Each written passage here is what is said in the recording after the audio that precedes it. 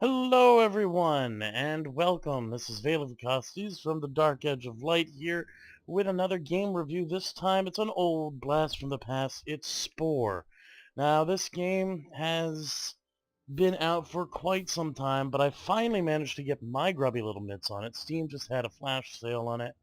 Let me and Zion both pick up both Spore and Spore Galactic Adventures, one of its expansions, for a very nice low price, so that was awesome.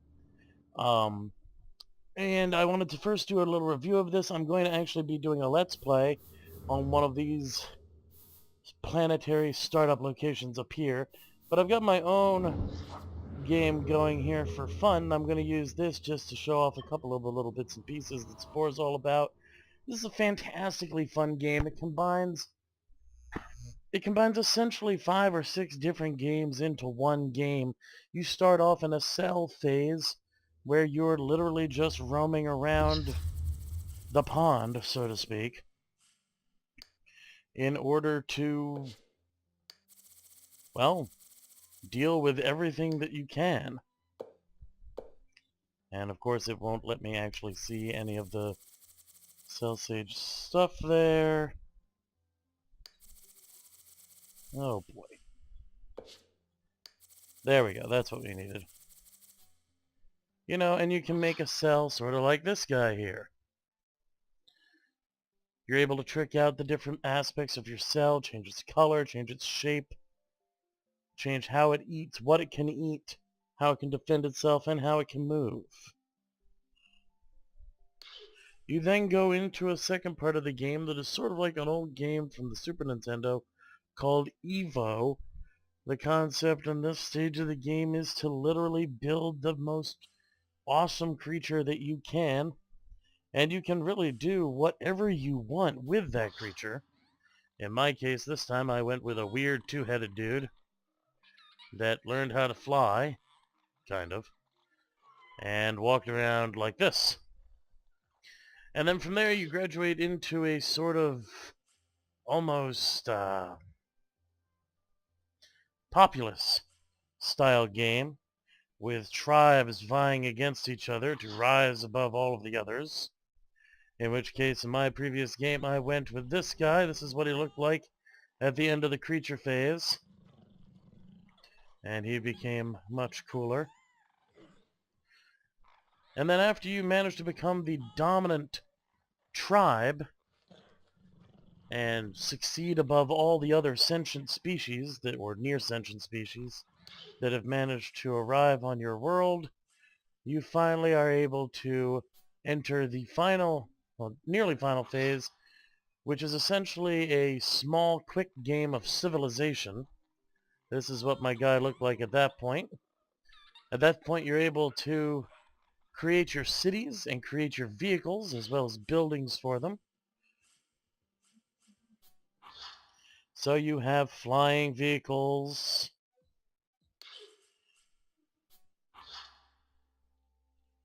with 3 different types of society that you can be along each stage. You can be predator, herbivore, or an omnivore, which can eat anything. But once you reach the civilized stages, you become peaceful, warlike, or a adapter. And then once you reach the civilization stage, you become either a warrior race, a holy race, where all of your attacks are based on faith, or you become what I have managed to do in my game, a mercantile race, where you basically try to buy out all the other cities. And then once you unify your world as one race, you are able to take the leap into space. And here you see my space captain.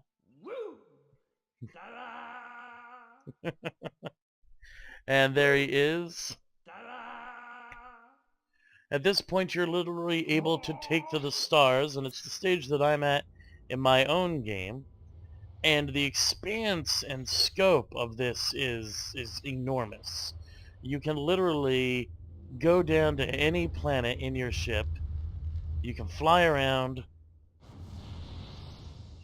You can interact with other races, like this one here.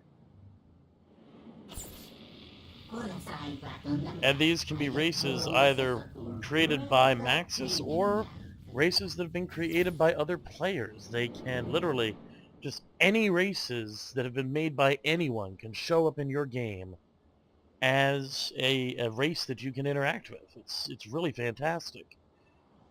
You can use an abduction ray to steal plants and animals from various planets, transplant them onto other planets in order to create usable biospheres on those planets.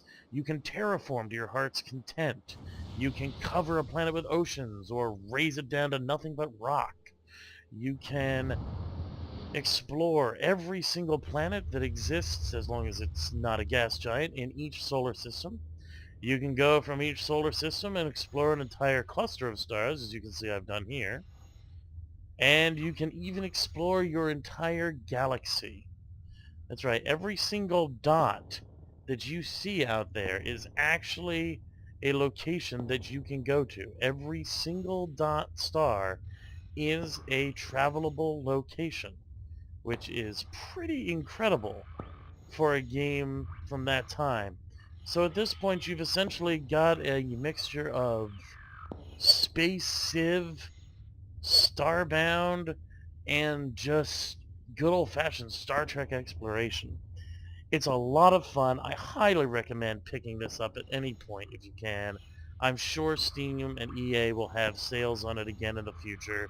It's an oldie but a goodie. EA does still support the network functionality of it. It doesn't actually have multiplayer. That's the one downside. If they ever decide to revisit this again, it would be fantastic to have a version of this that has full multiplayer. Yes, in a lot of ways, um, Starbound is sort of a spiritual successor both to this stage of it, the space stage of this game, and the concepts from Terraria and Minecraft, of course. But this game would be fantastic to see come back, maybe in a new version, maybe with full online multiplayer support. Not necessarily an MMO, but the ability to jump into a buddy's game and both of you fly around and interact together. Or even to play a big game where both of you just are developing your own empires and then can support each other. That would be very cool as well. But despite not having a direct multiplayer mode, that's really my only complaint about this game. Other than that, it is just fantastically fun.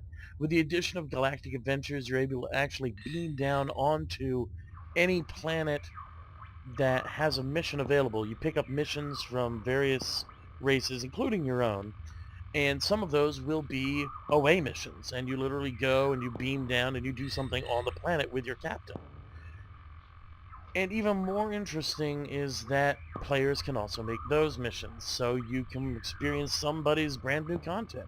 So there's a lot that this game has to offer for all kinds of players, whether they're creative, exploratory, or destructive. There's something in this for everyone. I definitely recommend picking this game up. There's no doubt you'll have fun with it. As always, I'm Vacosties. Subscribe and like this video if you enjoy it. You want to see more reviews in the future. Enjoy gaming and have a great day.